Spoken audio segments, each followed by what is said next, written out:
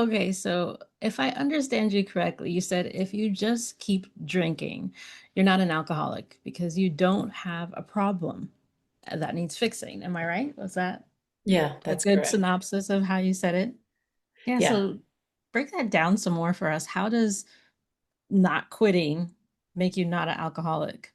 Not having, you know, having that moment where you demarcation line, I guess. Yeah, I mean, I'm sure there are times where you were kind of just saying, no, maybe people are defining me as an alcoholic, but if I was drinking with friends and I was drinking with family, then I'm just normal, right? Like I'm just a normal drinker.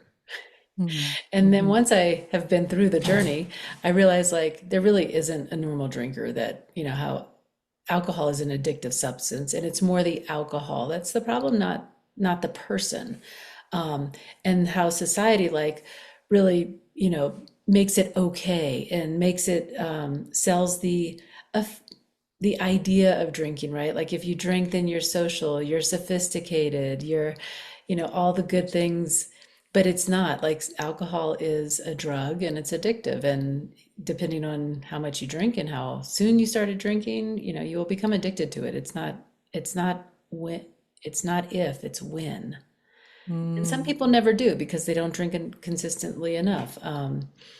And yeah, and I think after doing all the work, mhm. having come to this, years after quit drinking, like, oh, that is what really kept me drinking is I never wanted this label. And it was a conversation with someone that made me really realize, like, I don't want that label. I don't want it now. I didn't want it then. I never wanted it. And then Mhm. the medical system changed it. Like, alcoholic is no longer a term, a medical term. It's now alcohol use disorder and it's on a sliding scale. And that just makes so much more sense than Mhm. black or white, like label or no label. Correct, correct. And I wonder if that's helping some people also come to terms with their situation since it is this sliding scale now, sort of like you're an alcoholic and now you've got this label, this badge you have to carry over you. I could totally understand how you would be like, I don't want that. Yeah. That's not me. I don't identify with that and just keep doing your normal day. I'm just a normal person, just going through my normal day. So I just loved how you brought that up when we were having our conversation previously and getting ready to see what we wanted to talk about and share with people on this podcast today. So I really appreciate you sharing. And would you like to bring us a little bit deeper into your journey of where you were when you were dealing with this and how you got to where you are today? Yeah, so the journey really started a long time ago when I had just had my son. I'd stopped drinking during my pregnancy, and you know, I I kind of remember the very first time I drank after I had him, and I was with girlfriends, and I was like, "Huh, that's really interesting." Just the kind of the feeling of it, and like do I like it? Do I not like it? And then life went on, and social drinking became a thing, and you know, drinks with dinner with my husband, and it just became back to like the normal drinking, right? And then I was in a meditation. I was starting my business. I owned a franchise called Fit for Mom, and we were in the training, and we did a meditation, like having changed one habit or one thing in your life, like how would your life change? And that popped up. And that was the time that it really kind of sunk in. Like, do I need to quit drinking? Do I have a problem drinking? Do I drink too much? Is it good for me? Is it not good for me? And it would have seasons and it would go well, and then there were seasons it would go bad. And when life got lifey, I would drink more.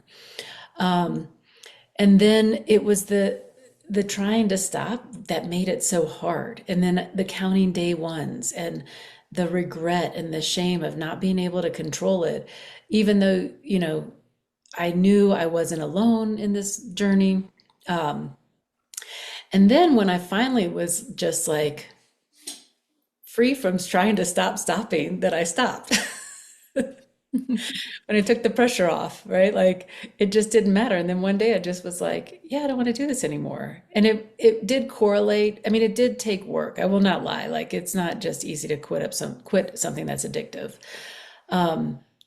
And what it correlated with was I was running a marathon. So it was easy for me socially to be like, oh yeah, I'm not drinking, I'm running a marathon. And then after the marathon, I was like, yeah, I like the way I feel. And it was true. I wasn't lying. I wasn't white knuckling it. I just really enjoyed not drinking. And then I have this like whole new identity of a person who doesn't drink, right? So, and I would practice the identity before, and I would put myself in uncomfortable situations that helped me practice that new identity, right? Like you intentionally practicing, and that's how you become good at something. Yes, yes. I love that. I love the piece that you brought in there about the identity of, just like you didn't want the identity of being an alcoholic, you did like the identity of how you felt without alcohol and feeling healthier and stronger, I'm sure, and Yeah. more clear minded and focused and all of those wonderful things. And so I think a lot of times we don't think about that so much, like what is the identity we're holding on to? Sometimes people, even when they're dealing with other things like depression or anxiety and all of those things become an identity too. And it's like, who am I without that identity? So that's a really interesting point that you brought in there as well. So I just have so many questions. I don't even know where to start. Can I say something about that really Yeah, quickly? yeah, Because please it go just ahead. brought up a really like cool current thing. So identity, we become who we say we are, right? So like, Mhm. especially in this like transition of, midlife, menopause, perimenopause, postmenopause, um, sleeping became an issue. And I used to be like, oh, I just struggle sleeping until somebody gave me the permission that it's okay that I only sleep 6 hours and it's okay. And it was just because it made me realize like the words I was saying that I was struggling with and I was making sleep hard. Since I have put that down, my sleep is way different, right? Like I don't struggle sleeping. I sleep from 9 to 3 a.m. And if I get up at 3 a.m., great. And if I sleep till past 3 a.m., that's amazing. Yeah, it's like thankful for the extra hours. Appreciate it. Yeah, but once I changed that word that I kept saying to myself, like, I struggle sleeping or I can't sleep well, and I let that identity statement go, then I started to really enjoy my sleep and not, it just took a whole layer of stress off. So it's those sneaky things that we identify as. Mhm. Exactly. And who decided that you, Aaron, needs 8 hours of sleep? Nobody. We have these blanket terms and these blanket ideas of what you should be eating, how much sleep you should be getting, how much water, how much exercise, and we're all different. And that's what I love bringing into whatever you're doing as a human, remembering that you are a human and there are some guidelines, but they're not hard, fast rules that you must do exactly this or you're going to die. And I'm always Just joking. breathe. That's the only thing Yeah, I just tell people. breathing. Breathing's important. Got to do that one. But yeah, I'm always saying that too with the identity, like, because I'll be 50 this year, and I'm like, I still feel young. I still feel like I'm in my 20s, and I'm like always like teasing, other people, like, stop talking like you're old. Stop acting like you're old. Stop saying how old you are.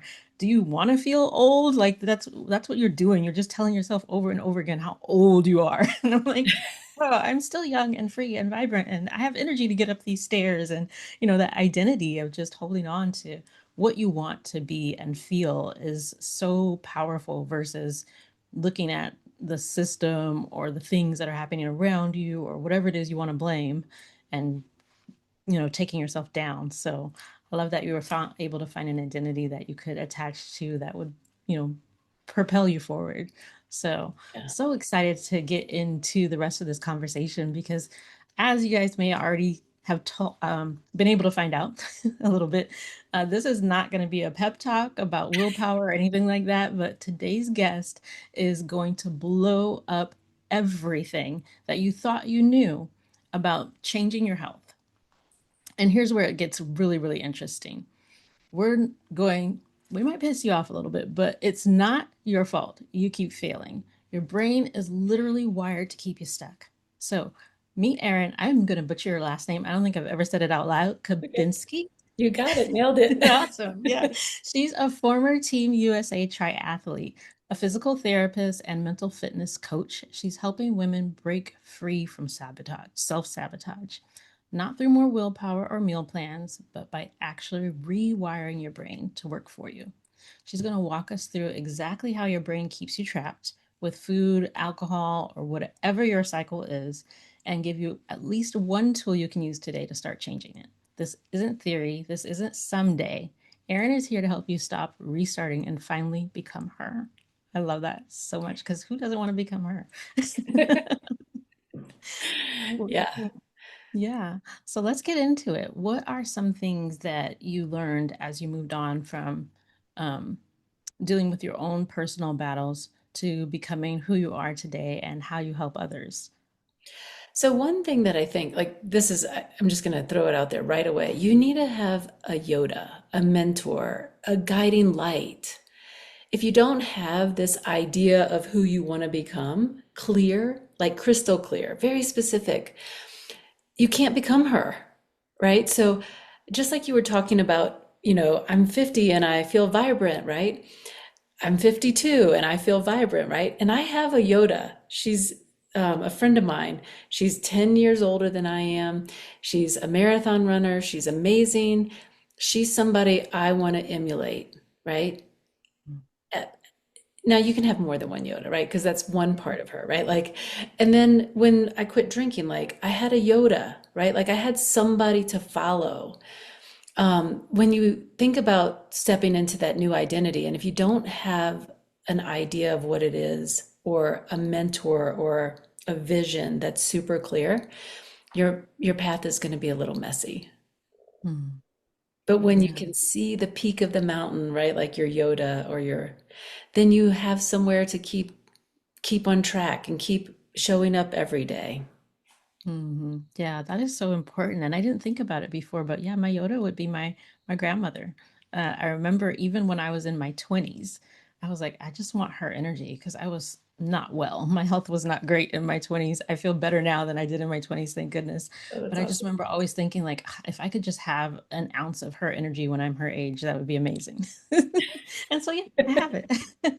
That's So awesome. yeah, being able to see someone that's out there playing with their grandkids and going for walks and running around throwing the ball and all that stuff in her 60s, 70s, 80s. Like, yeah, I think more people need more of those role models and Yodas to aspire to instead of just thinking it's too far, it's out of reach. Like, oh, that's just my hero or somebody that looks amazing, that they're stars, that they have all this money to pay for or whatever. Somebody like in your real life that you can say, oh, yeah, that's a real person and that's attainable. Yeah.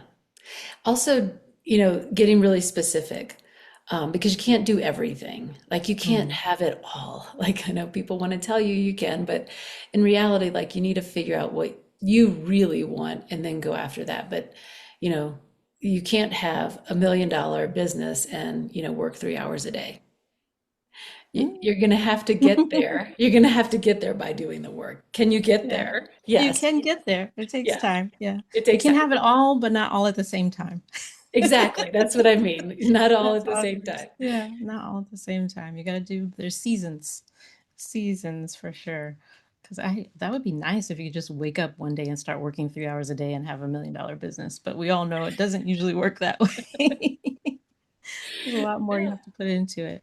So Yeah. that's amazing. So yeah, I love the Yoda.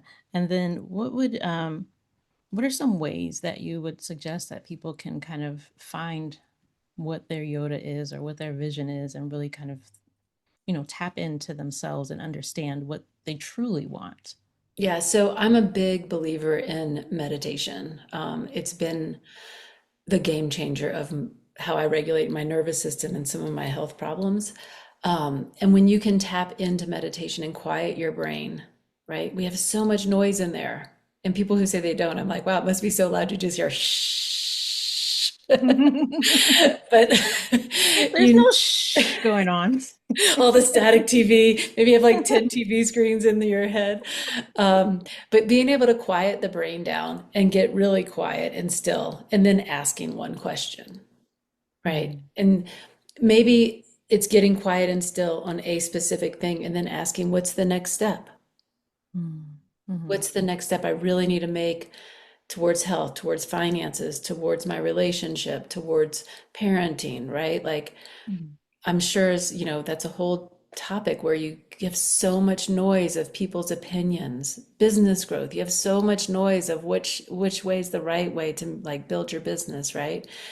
There's so much noise about wellness and health, so much. And that is where I come in. People normally come to me in that overwhelm of like, I don't know what to do. I'm not sure. And I get them to kind of dive into their inner knowing, your inner wisdom. Yeah, yeah, that's really important to be able to get beyond the noise because there's a lot of noise for a lot of people. And I was just wondering, I guess we'll have to start asking people now because you brought up the people that say they don't have a lot of noise going on. And I have what's called aphantasia, and that's where you don't visualize things. So I'm wondering if those two are connected because I don't have a lot of background chatter either, if that makes sense. Like, I'm talking to you, I'm talking to you. Yeah. I'm not talking to anybody, I'm not talking to anybody. I'm just like chilling. I can't even think of what it is I might be thinking of.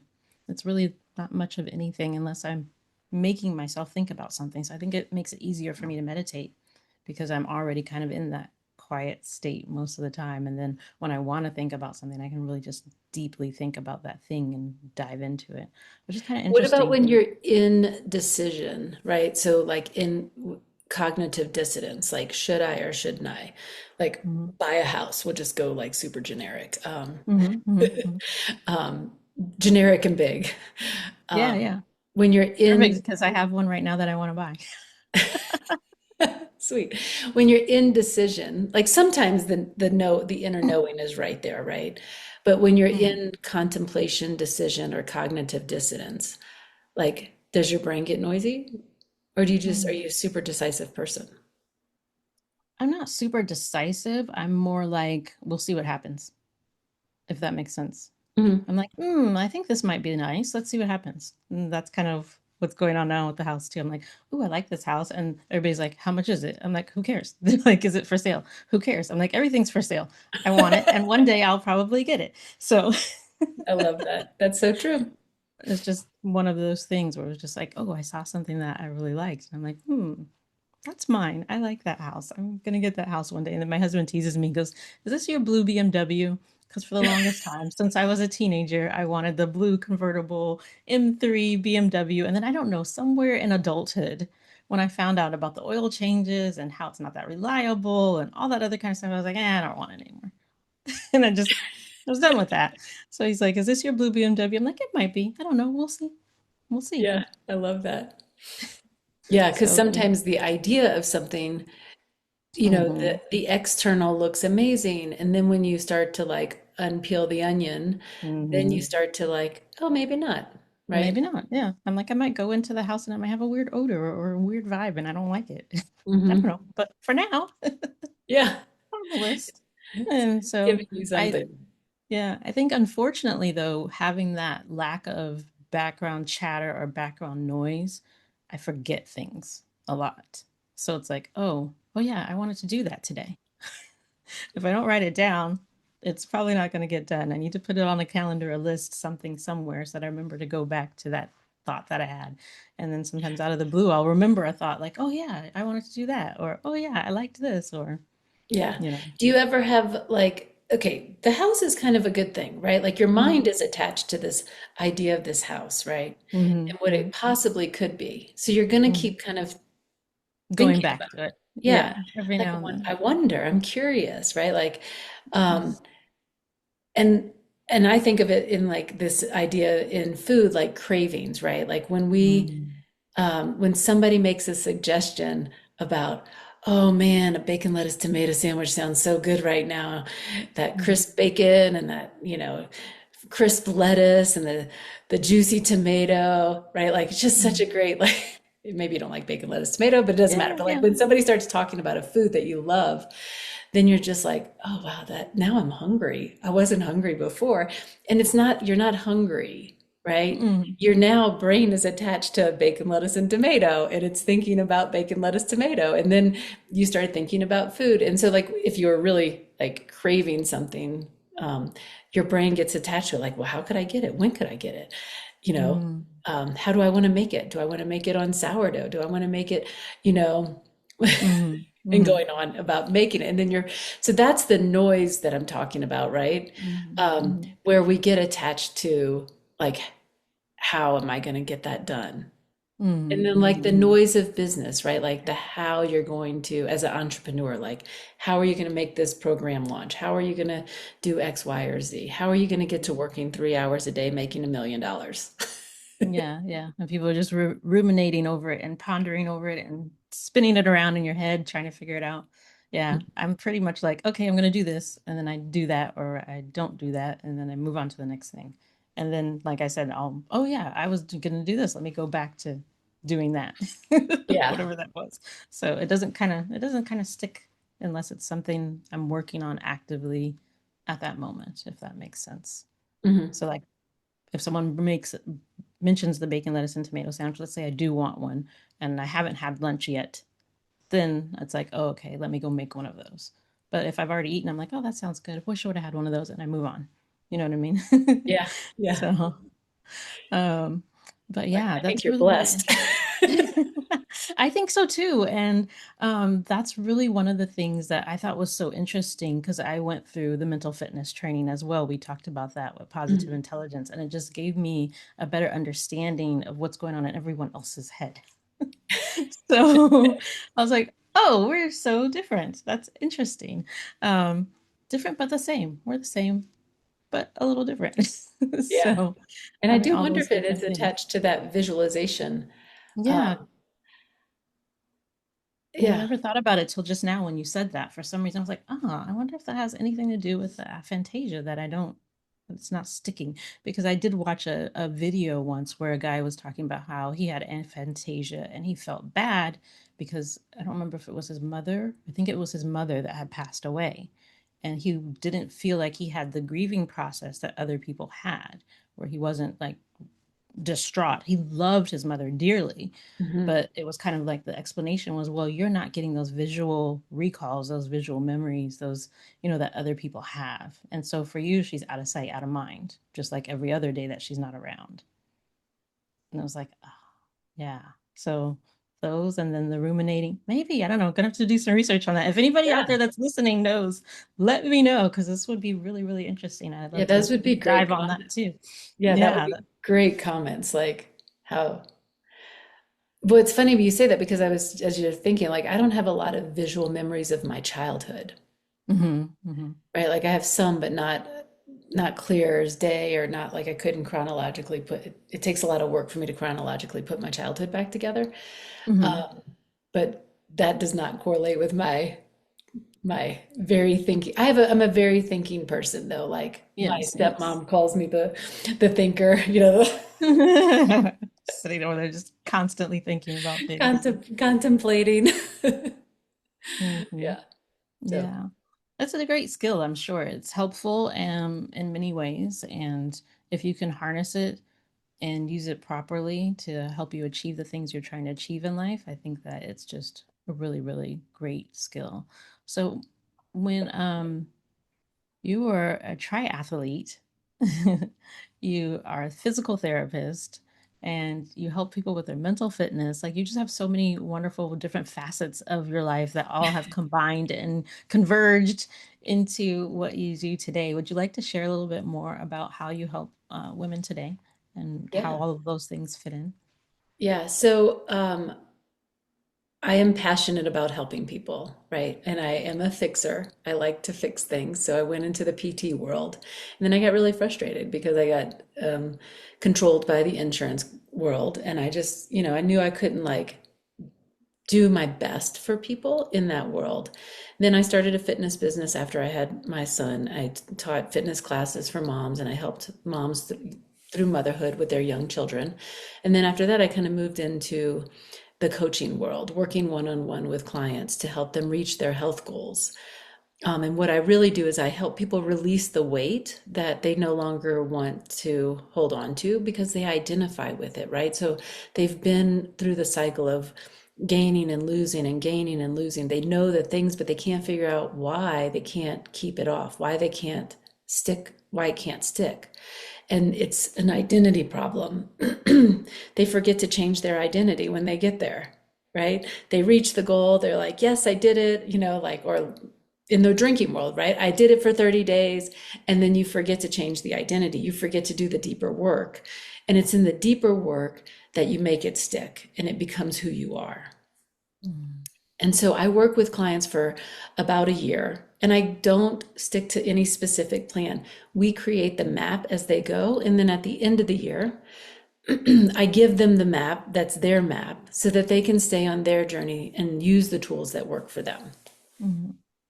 Interesting. Yeah. It's very important that identity. It's a good place to start when you're trying to make any changes is like, where am I and where am I going? And who will I be when I get there?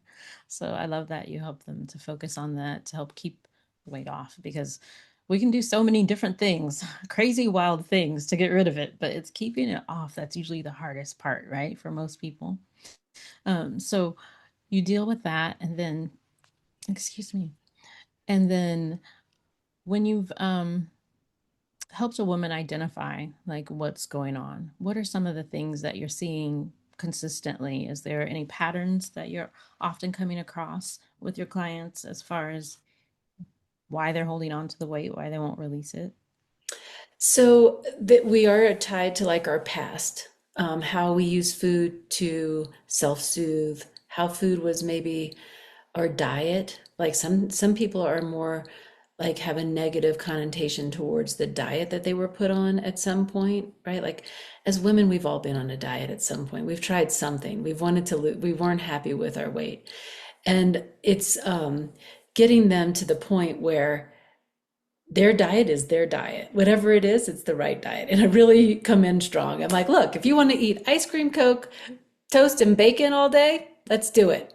Because it's not about what you eat, it's about what you think. Like the strongest muscle in our body is our mind, and we better train it well because you can't you can't change how you behave, how you identify if you don't change your mind. And it's kind of wrapping back into my journey with drinking, right? Like I decided to change my mind. No matter what, I'm not an alcoholic, right? Like no matter what, I don't have a drinking problem. I Mhm. drink, and I used to say like drinking problem. I do have a drinking problem. I really drink a lot of water. That's a good problem to have. Or like, oh, I don't drink. No, I do drink. I drink all the time. I drink Mhm. water. Yes, yes.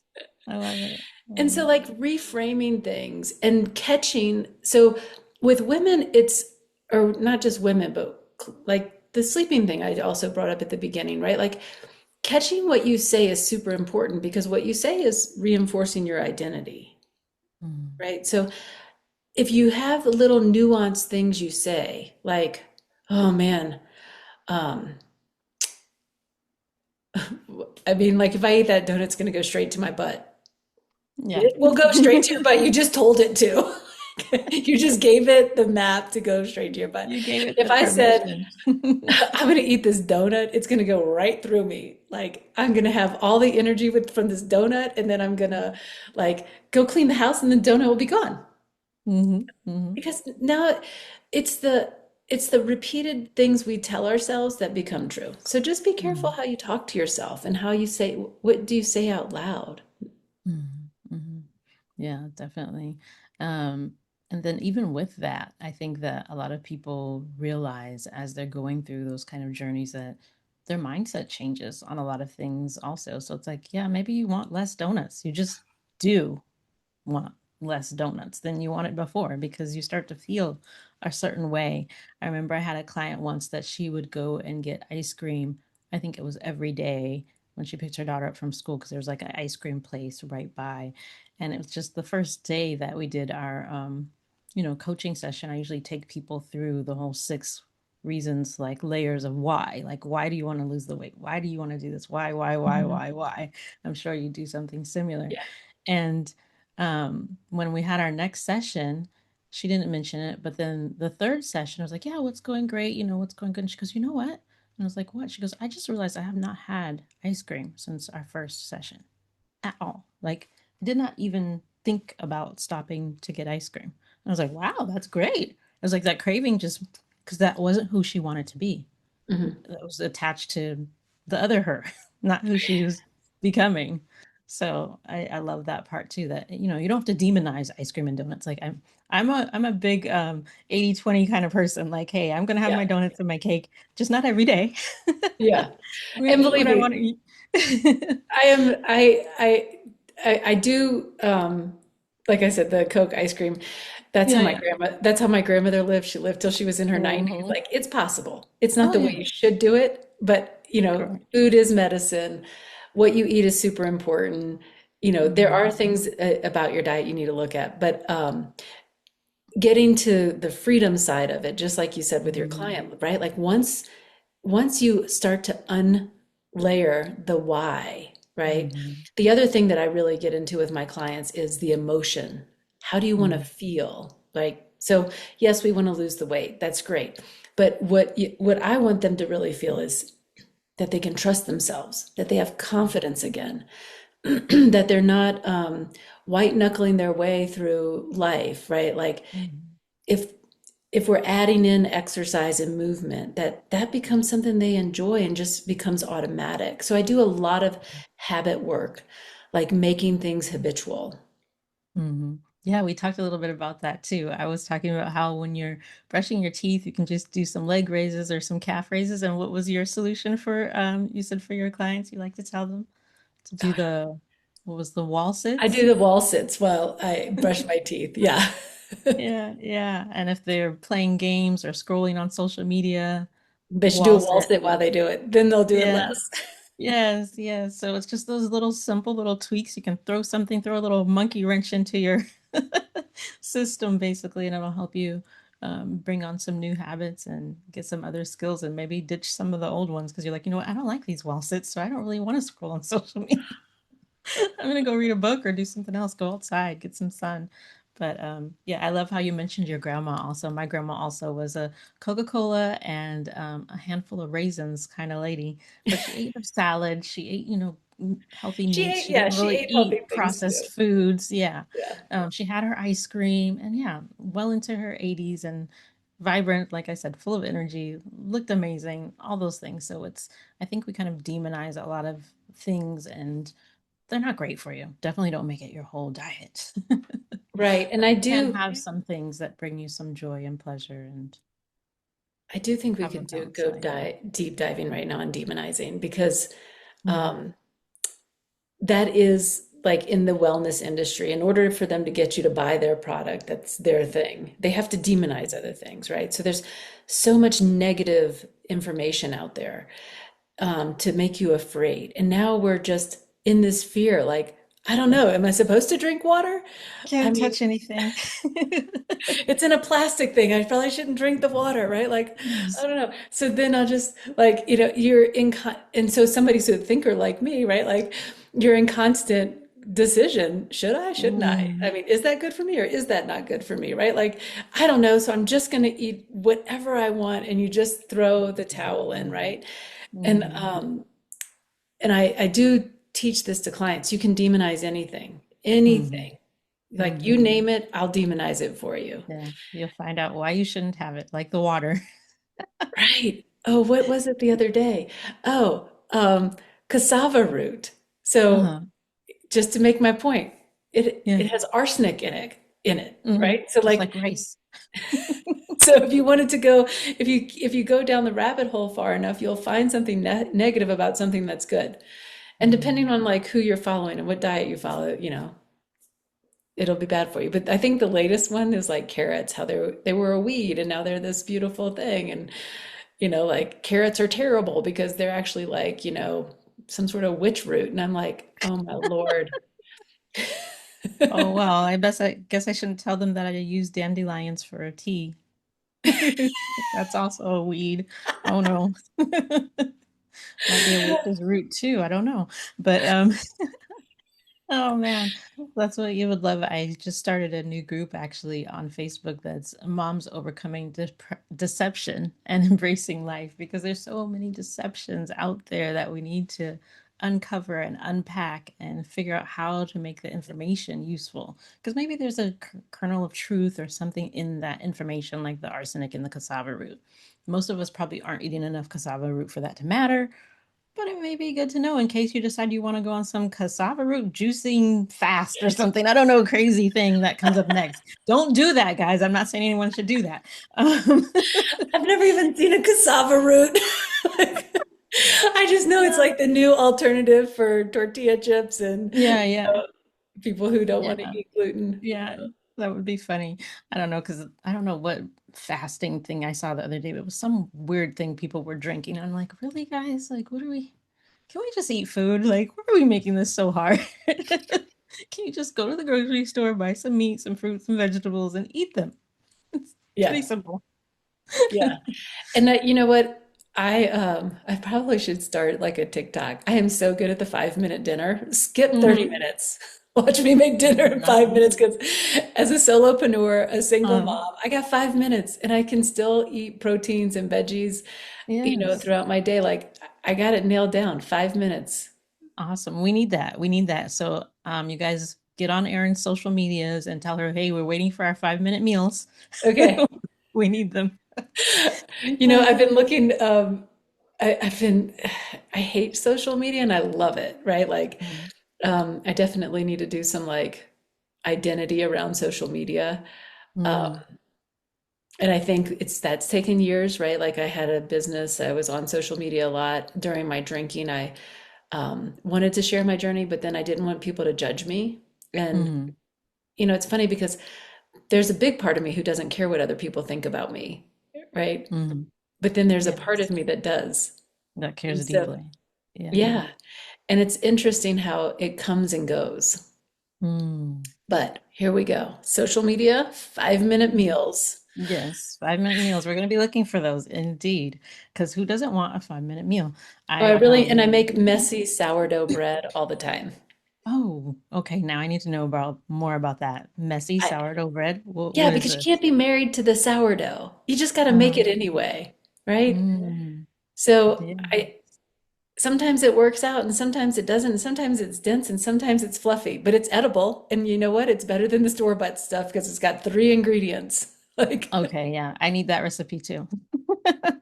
yeah. Well, the Yes. thing is, just do it messy. Like, Hmm. so I pull the Just get starter it out. done. Yeah, Like I throw it. Suzanne says, right? Is that a Suzanne phrase? Done is better, messy is better than, oh, darn it, I I don't know if forgot it. that's Suzanne's or Maybe not. it's somebody else's. Done is better than perfect. But where did messy? Messy goes in there somewhere. I'll figure it out. Yeah. Finish what you were saying. But like I get the starter out. I do it. Oh crap, I left the starter out for 24 hours. Put it back in the refrigerator. It's fine. Right? Now I have too much starter. Okay, whatever. So then you can throw some of it away, give it away, whatever. So then I'm like, "Oh crap, I forgot to do the folding thing and I need to go to bed." Just stretch it out, put it in the thing, put it in the fridge. Okay, that one comes Hmm. out a little more dense, but it's still edible. It still tastes good. Hmm. Hmm. Yeah, yeah. But like Sometimes the steps are. some people are like, oh no, it's got to sit for 4 hours and then I got to fold it every 30 minutes and I have to be there every 30 minutes for 2 hours. If I did that, I would Mm-hmm. never make it. But I can make a Hmm. sourdough loaf like every day and some are folded right and some are not. And guess what? It all comes out as bread. Yeah, that's all edible.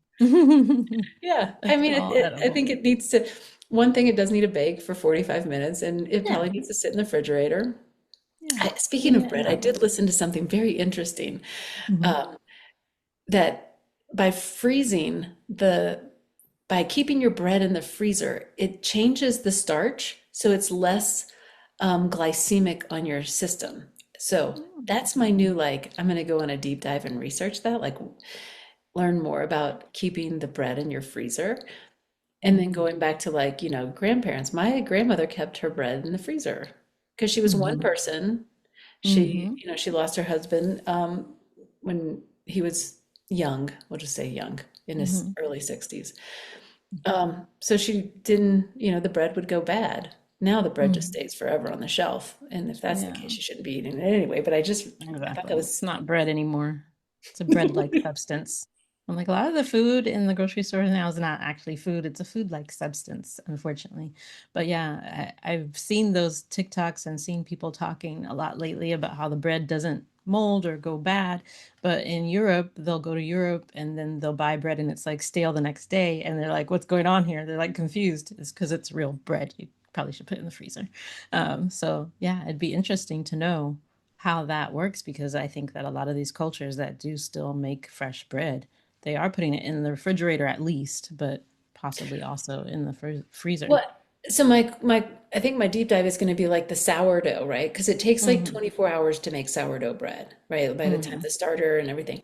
And then having had worked in Pepperidge Farm factory, I used to work as an ergonomic therapist, so I would go into the factories and watch people's body movements and help them change systems. Hmm. Anyway, in the Pepperidge Farm factory, it does not take 24 hours. It takes about No. 4 hours for them to go Yeah. from, bread, water, and all the other ingredients.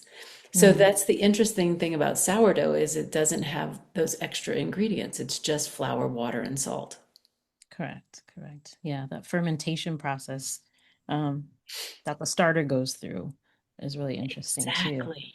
Right? Yeah. Like, is sourdough bread a like a pre-probiotic Yeah. food, Something like like that. kombucha and sauerkraut, all things I make. And maybe this Hmm.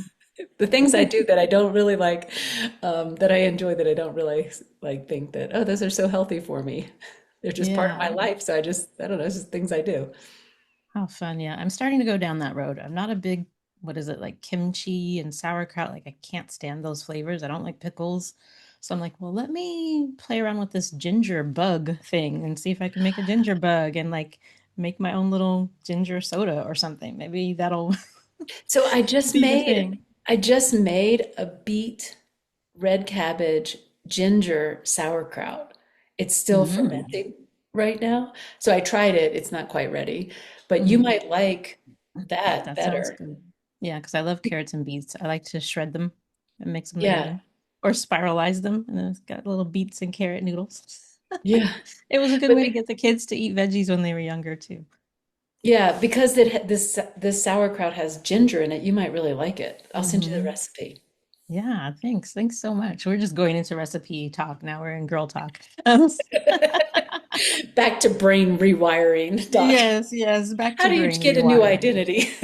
You get your Yoda. You get your Yoda. And then you feed it some kombucha. No. Ah, yeah, I love it. Um, so what are some of the ways that women can help ourselves when we're self-sabotaging? Do you have any tips for us that we can maybe recognize that we're self-sabotaging or how we can kind of start rewiring ourselves? So I'm a big, like, everything happens on the other side of awareness. And so in the PQ work, you don't realize how you are self-sabotaging, right? So if you go into the positive intelligence work and you look at the 9 saboteurs, the 9 personalities that are actually really good personality traits, and they are sage qualities, they're positive qualities. The pleaser, avoider, it's very good to avoid fighting, right? Yes. The stickler, like it's good to be picky about how things are done, especially if you're a surgeon, like you want Mhm. your brain surgeon to be a stickler, right? Mhm. You want to be an achiever. You want like all the qualities of the saboteurs are positive. Victim, I do struggle. Like, is it really beneficial to be a victim? Could it save you? Sure. Could it get you attention? Sure. But like, how much of a save? But that one is the sneakiest, right? Mhm. If we started becoming aware how we show up as like those saboteurs, especially the victim, especially like in the dynamic of your personal relationships, the victim is very much there in in your marriage or in your personal relationships. And so once you're aware of how you're self-sabotaging, justifying is one of those. Like, it's a sneaky self-sabotage, justifying it. Once you become aware, then you can change it. But if you're not aware, you can't change it. Mhm. Yes, definitely starts with awareness. That's so true. And then So, I would say the next step is like come in with so much love and compassion, like you would give your little toddler learning how to walk. mhm. Mhm. And so I Yes. teach this a lot, like just like when the toddler stood up for the first time and let go of the table, and you're like, yes, you did it. That's how I want you to treat yourself. If you did something Mhm. for 30 seconds, go, yes, you did it. Mhm. Because we are learning something new. Like we need to be kind to ourselves. Yes, yes. I love that because we're all new beings going through this, most likely for the first time. I know there's debate on that, but so we Well, have I to be can tell patient you, with this ourselves and others. conversation and this next minute in our lives, we've never experienced. So everything is new. Exactly. Yeah. Exactly. That part for sure.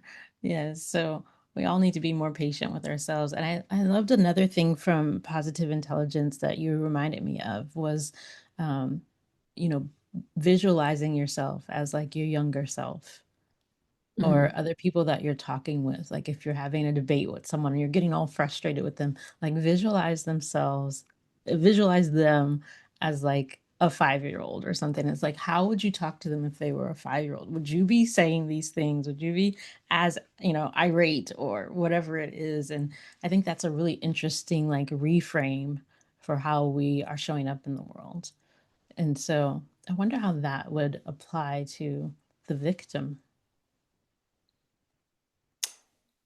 Well, I mean, like going back to the positive side of the victim, like when you're an infant, you are the victim, right? Like, so you're crying to get your diaper changed. You're crying to get because it's the only, right? So that is probably like the good part of the victim, right? Like you have to Mhm. show your needs in a nonverbal, without words way.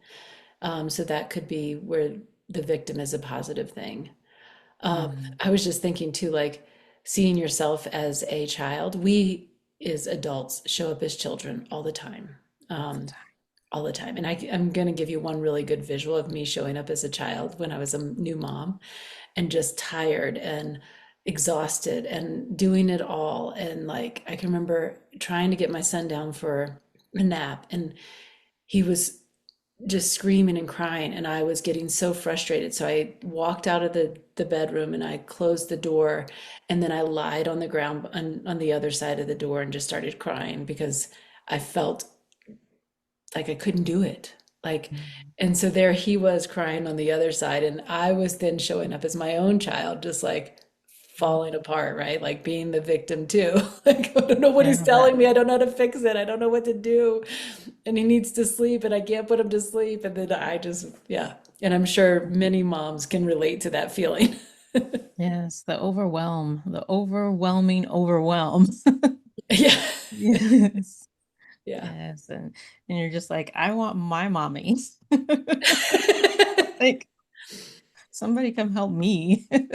Give me a Yes. hug, pat me on the back, give me some food. That's why they say it takes a village, because it It does. It takes a does. It village. Whether definitely does. I didn't have a mom to come help Hmm. me out, but I was creating Exactly. a village at that time. So, yeah. No Lovely. Yeah, matter, that's good. yeah, I mean, it takes a village not just to raise kids, it takes a village to live. Community is so important, and I love that the whole focus in a lot of the health space these days is coming around to, oh, it's not just what you eat and if you're moving or not, it's community. Like you need other people around you, you need to interact with others, you need to build that. I think with their whole studies of like the blue zones and stuff, they're realizing that it's the community, not the Mediterranean diet or the whatever these people are eating. It's the fact that they are active with each other, and that kind of keeps you going. You have a reason to keep going.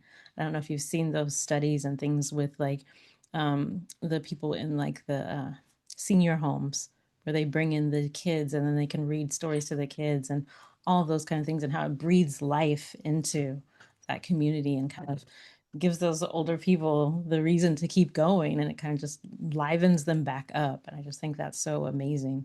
And I just love seeing people with their grandkids, and it just they seem so full of life and out there with the gusto. So yeah, community is super, super important. If you can build one, do Yes, it. there's a great study on addiction and community. Hmm.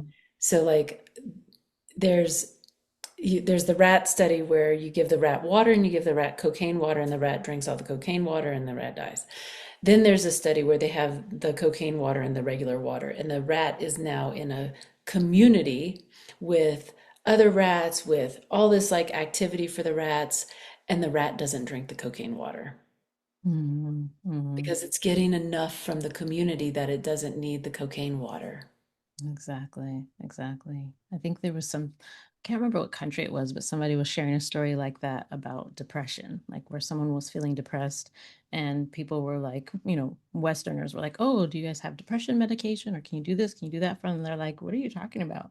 And so I think instead they like helped the person like fix their farm and they did all these things with them and then the person wasn't depressed anymore. Because it was like having the community rally around them and help them out with whatever they needed help with and being there for them was all they really needed. They didn't need some, you know, depression medication, which is what we always turn to instead of finding out what that actual need is, what's going on with that human and how can we be supportive and Mhm. connect with them and not to demonize medication or anything because there are some situations where I mean if you need some medication to get started with something to get moving in another direction, I am not the one to say you don't seek your doctor and your medical help, but yeah, it's just been in my experience that there are lots of other ways to solve problems or at least to make them better long term. So that community piece is truly important. So I'd love Yeah. to ask you one more question, Erin. Yeah. What is something that used to be true for you that's not true anymore? Something you used to believe? Um, I used to really believe that like, calories in, calories out, movement, right? Like if I exercise or whatnot. And I don't believe that at all anymore. Like I really am on the bandwagon. It's like what you think, what you believe, or what you think is what really happens. And kind of taking it into my own personal life, like I was non-weight bearing sitting on the couch for 2 months, and I just decided that I'm not gaining weight. Like, right, like because at that point I knew how what my thoughts were very important. And I did not gain weight. I sat on the couch for, now did I move? Yes. But my ability to move and my ability was way less, right? But, you know, exercise is still like one of my mental health tools, but calories in, calories out is not a thing. The way you think, the way you process stress is more important than anything. Mm. Yes, definitely agree with that one. Very, very much so. I'm coming from one of those paradigms of where I used to work out 2 times a day, trying to get my body into shape that I wanted in. And then it was finally like, okay, just don't do anything. Just sit on the couch, pause. And then the weight disappeared. Yeah. But it was that stress response, that cortisol, that go, go, go, we got to get this done, and 50,000 other things. And finally letting that go and your body being able to recalibrate itself and do all the things it's supposed to be doing. And you just, letting go of that fighting against yourself, like you said, in that mindset of, I'm not where I want to be. And, it's like, how can you have your body do something that you want it to do when you're fighting against it? It's so much easier if you love and appreciate it. Yeah. If you relax into it and yeah, that having whatever mindset, just like the whole concept of being fat and happy. And I'm like, why do we have to be fat and happy? Why can't we just be happy? Why does it have to be together? It's funny. Somebody the other day told me she goes, "I don't think you think fat people are happy." And I was like, "Well, I never said that. I No, just think never they're said that. uncomfortable. Like, Yeah. I don't care who you are, it can't be comfortable." Yeah. Yeah. I don't think it's comfortable. I can't, I don't know what the demarcation line of is fat, but is it a couple years now? It feels like a couple years ago. I decided that I was doing so great with my health and fitness and I was getting stronger and leaner and I just wanted to get a little bit bigger. Like I wanted a little more muscle in my legs and things like that. So I'm like, I'm gonna try dirty bulking because it's Christmas time anyways, and it just gives me more excuse to eat all the junk food. And yeah, that didn't go well. It didn't go well, partially because I had this whole plan in my mind of how long I was going to eat a certain way, and then I was going to cut those things out and go back to eating nice and clean, and I was going to keep my workout process throughout the whole thing. And we went on a vacation, and I was like, oh, we'll be back from vacation and I'll get back to my workout and everything. But then other things happened in life, and my workout was not what it was supposed to be because we were moving around and not able to eat what I wanted to eat. And it just stuck with me. And then I'm like walking around and I'm like, I'm so tired. Like, this is so hard. You would think working out every day it'd get easier to walk and climb up these stairs and do this and this and that. I'm like, what's going on? And then finally one day it hit me. I was like, maybe it's harder for you because you're heavier. Maybe it's because you're fat. And not to shame anybody, but I really like thought that to myself, and I'm like, that kind of makes sense. And so then I was like, okay, let me really focus on like losing some of this extra weight because I'm a small person. I'm tiny. So every little extra bit, I can feel it, I can see it. I can't put my Mhm. pants on, whatever. And so I started slimming back down again finally. And I'm like, oh, I can get up the stairs easier now. Oh, this is da, da, da. This is faster. This is easier. I'm not huffing and puffing. And I'm like, man, I'm like, it's gotta be terrible to really be like obese. I couldn't imagine how hard it has to be to walk around. But then you see these people that are obese and they're amazing and they're dancing and they're flipping around, they're doing all this amazing stuff.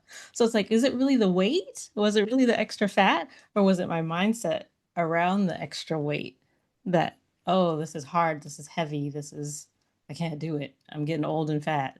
So I don't know. It's like the mindset and the It weight and is, all these things. yeah. There's so much going on. So it one thing that I was talking yesterday on my Facebook Live was like how we get comfortable being uncomfortable.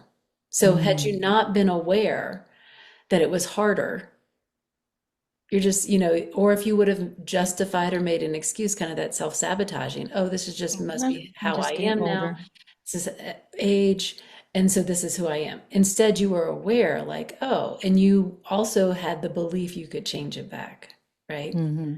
But when Hmm. we get comfortable being uncomfortable, it just becomes who we are. And then we are like, how did we get here? Right? Like, how did, Yes. you know, and that's how you get there is because you becomes your identity. Like, oh, this is Yeah. just who I am now. Yeah. You just accept it and it just is. And it's hard to fight back at that point because you're just accepting it. And so, the final question before we close up would be, what does harmony mean to you? And what do you think that looks like in today's day and age? Oh, such a beautiful question. Harmony reminds me of like the orchestra, right? Like you have all the instruments playing, and they don't all need to be playing at the same time to be in harmony. You could have harmony with two instruments. You can have harmony with all the instruments. Mm. And so it's just how many instruments and how loud do you want your harmony to be, or how quiet do you want your harmony to be? But it's such a much beautiful word than balance. That's how I feel. But yeah, I love that. I love that. Definitely about it. Doesn't how quiet or how loud. I hadn't thought about that part before. I love hearing everybody's, what comes to their mind when they think about harmony. So Yeah. thank you so much for sharing.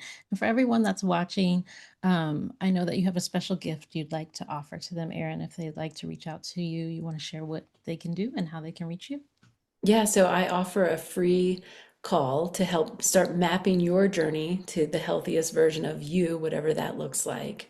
And by the end of the call, you'll know the next steps. You'll know what's the right next step just for you and what your path could look like to the Nice. healthiest version of you. So my website's Adventures of Health, and I have a page on my website where you can book a call.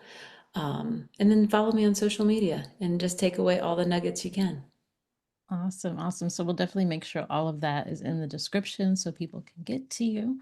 And did you have any final closing remarks? One last thing to wrap it all up, or that might like to make sure people get out of this talk? The strongest muscle in your body is your mind, so train it well. Awesome. And with that, we are signing off. Thank you so much for joining us for this episode of the Harmony Principle podcast. And we will see you next Friday at 9 a.m. Eastern Standard Time. Thanks so much. Bye bye for now.